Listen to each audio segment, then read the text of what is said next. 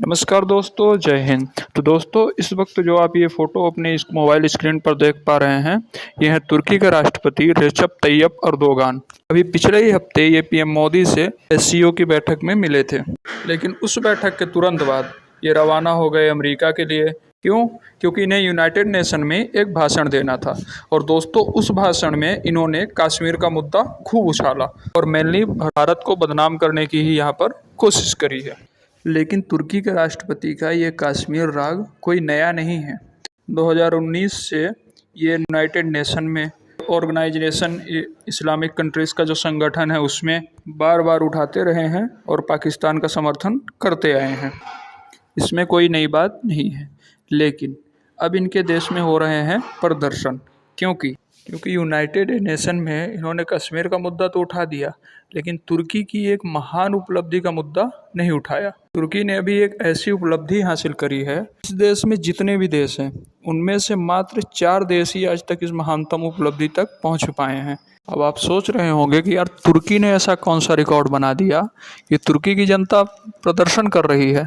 तो मैं आपको बता दूं, जिस समय तुर्की के राष्ट्रपति यूनाइटेड नेशन में कश्मीर का मुद्दा उठा रहे थे, उसी समय तुर्की ने एक इतिहास रचा है। और वो इतिहास ये है कि तुर्की इन्फ्लेशन के मामले में चौथे नंबर पे आ चुका है। और तुर्की से पहले अभी तक ऐसा सिर्फ 4 ही देश कर पाए हैं। यानी कि महंगाई जहां सबसे ज़्यादा बढ़ी है, उस लिस्ट में चौथे नंबर पर है तुर्की। और आप जानकर हैरान हो जाएंगे कि तुर्की की सरकार ने खुद कहा है कि हमारे देश में महंगाई 80% तक बढ़ चुकी है।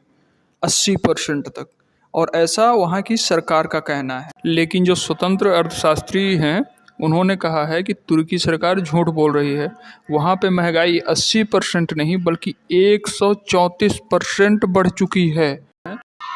अब आप खुद सोचिए, जो भारत में महंगाई का आंकड़ा है वो सरकार के हिसाब से 7% है और अर्थशास्त्रियों के हिसाब से 9 से 10% है। लेकिन अगर हम प्राइवेट आंकड़ों की भी माने तो हम 10% की महंगाई में सरकार को गालियां देने लगते हैं कि हम लुट गए, बर्बाद हो गए, सरकार ने गरीबों को मार डाला, उनका गला घोट दिया, उनकी जान ले ली।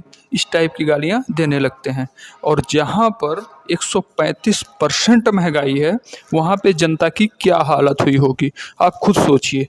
लेकिन तुर्की के राष्ट्रपति अर्दोगान जी, उनको तुर्की का मामला नहीं दिखा, वो आ गए कश्मीर में। और हाँ दोस्तों, उससे भी बड़ी बात यह है कि तुर्की के राष्ट्रपति अर्दोगान तुर्की के लोगों को इस महंगाई से निकालना तो छोड़ो, उन्हें और फंसाने की कोशिश कर रहा है। अर्दोगान अब इस महंगाई से ध्यान हटाने के लिए यही कर रहे हैं जो दुनिया का हर तानाशाह करता है, यानी कि अपने पड़ोसी देशों से रंजिश। ग्रीस की नौसेना के साथ वहाँ पे टकराव बढ़ रहा है। इसके ऊपर से उन्होंने तुर्की की थल सेना को सीरिया में घुसा दिया है।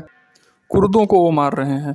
और आपको बताता चलूँ कि कुर्द वो मुसलमान हैं जिन्होंने आईएसआई को मतलब वहाँ से खदेड़ा है, उनसे जंग लड़ी है, उनके अब अपने देश के लिए अपना खून बहाया है। और अब उन्हीं कुर्दों को तुर्की का राष्ट्रपति मरवा रहे हैं ताकि तुर्की की जनता का ध्यान महंगाई से हट जाए, अर्थव्यवस्था से हट जाए और सभी ये सोचें कि तुर्की का राष्ट्रपति कितना महान है, हमारे दुश्मनों को घर में घुस के मार रहा है। सिर्फ ये दिखाने के लिए वो अपनी सेना लगातार उतार रहे हैं सीरिया में।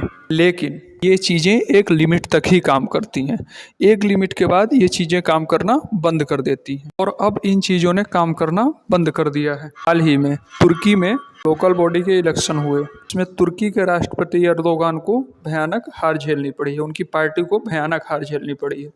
उनकी जो विपक्षी पार्टी है वो थम्पिंग मेजॉरिटी के साथ इलेक्शन जीती है। और इतना ही नहीं, इस्तांबुल, आपको बता दूं कि तुर्की के पॉलिटिक्स में इस्तांबुल बहुत ही महत्वपूर्ण है। इस्तांबुल में ज़्यादातर तुर्की की जनता वहीं रहती है और तुर्की की ज़्यादातर सीट भी वहीं से आती है।